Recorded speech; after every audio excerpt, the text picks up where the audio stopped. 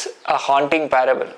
A nameless rich man, dressed in designer robes, feasting daily behind gates, and lying just outside his door, Lazarus, named, wounded, hungry, and ignored. They lived within feet of each other, yet worlds apart. The prophet Amos speaks to this very comfort-obsessed crowd. People sprawled on ivory couches, strumming music, sipping wine, all while their society cracks under injustice. It's not the wealth that God condemns. It's the indifference, the complacency, the luxury bubble that binds us to the wounds just outside our door. Sounds familiar, isn't it?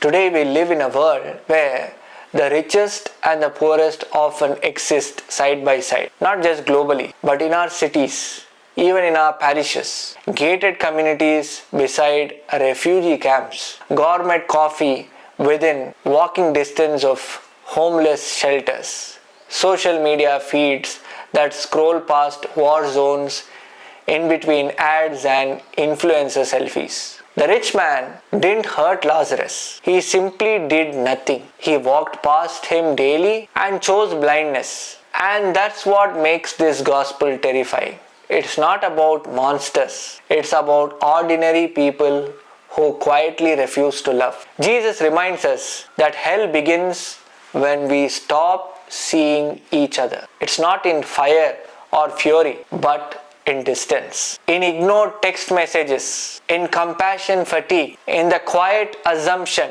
that someone else will help. It is here that we see hell. In the parable, the rich man only finds his voice after it's too late, and his request, send Lazarus to warn my brothers. And Abraham says, they already have Moses and the prophets. In other words, they already know what love looks like. So do we. The gospel isn't waiting for another sign, it's waiting for action. Lazarus is still at the gate, in the refugee, in the addict, in the lonely neighbor, the elderly parent, the anxious teen. And the real test of our faith isn't what we believe, but who we notice. Let's pray, dear friends. Lord, don't let me wait until it's too late to love. Make me aware, make me uncomfortable, make me yours. Let this be our prayer.